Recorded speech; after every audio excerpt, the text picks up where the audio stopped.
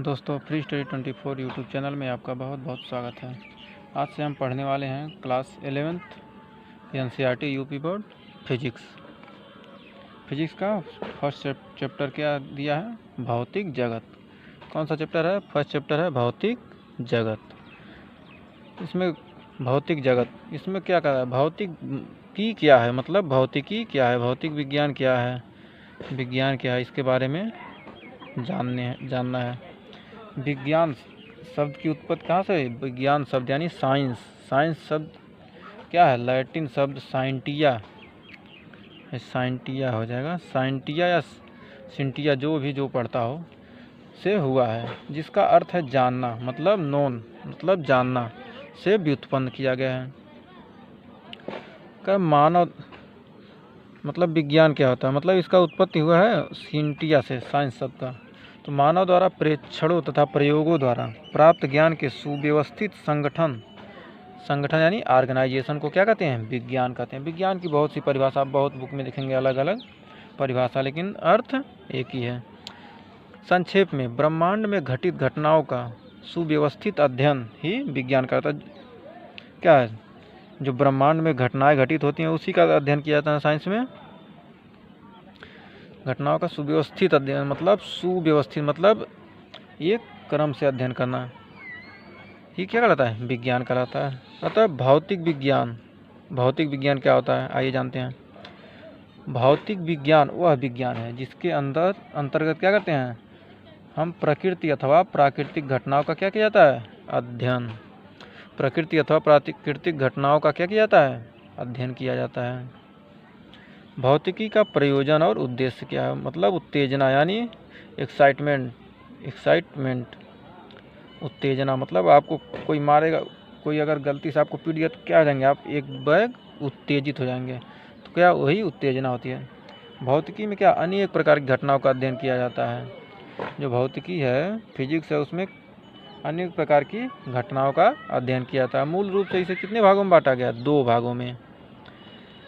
एक स्थूल माइक्रोस्कोपिक और एक सूक्ष्म माइक्रोस्कोपिक होता है।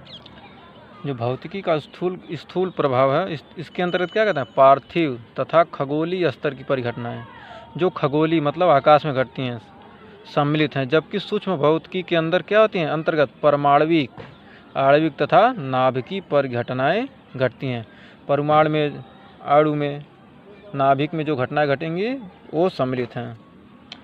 स्थूल परिघटनाओं के लिए चीर सम्मत यांत्रिकी यानी कि क्लासिकल मैकेनिक्स के सिद्धांतों का प्रयोग किया जाता है। इसमें यांत्रिकी मतलब मैकेनिकल, वैद्युत गतिकी, इलेक्ट्रिसिटी डायनेमिक, प्रकाशिकी, लाइट तथा उष्मागतिकी, थर्मोडायनामिक्स जैसे विषय सम्मिलित होते हैं।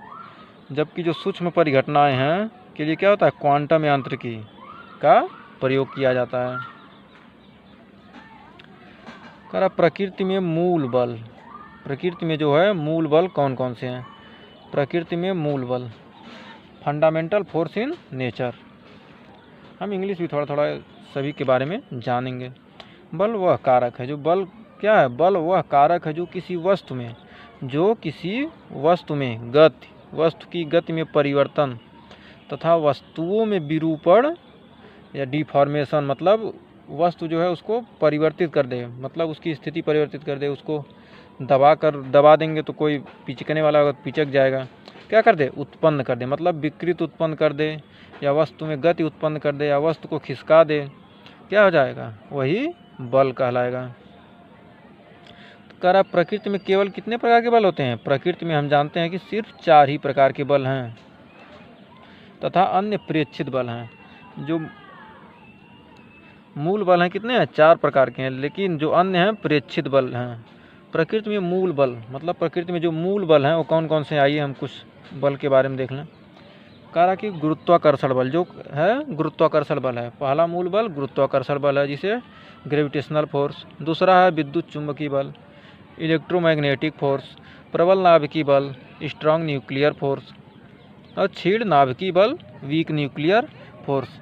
इन सब बलों के बारे में हम अगले वीडियो में पढ़ेंगे, क्योंकि ये लंबा है, इन सब बलों की परिभाषा, ये बल क्या होते हैं, कहाँ इस बल का उपयोग होता है, इन सब के बारे में हम अगले वीडियो में पढ़ेंगे। अगर आपको वीडियो पसंद आया हो तो लाइक कर दीजिए और चैनल को अभी तक सब्सक्राइब नहीं किया तो सब्सक्राइब कर दीजिए, जिससे आपको इसके आगे के चैप्टर के वीडियो आपको मिलते रहें। ठीक है, थैंक यू फ्रेंड्स।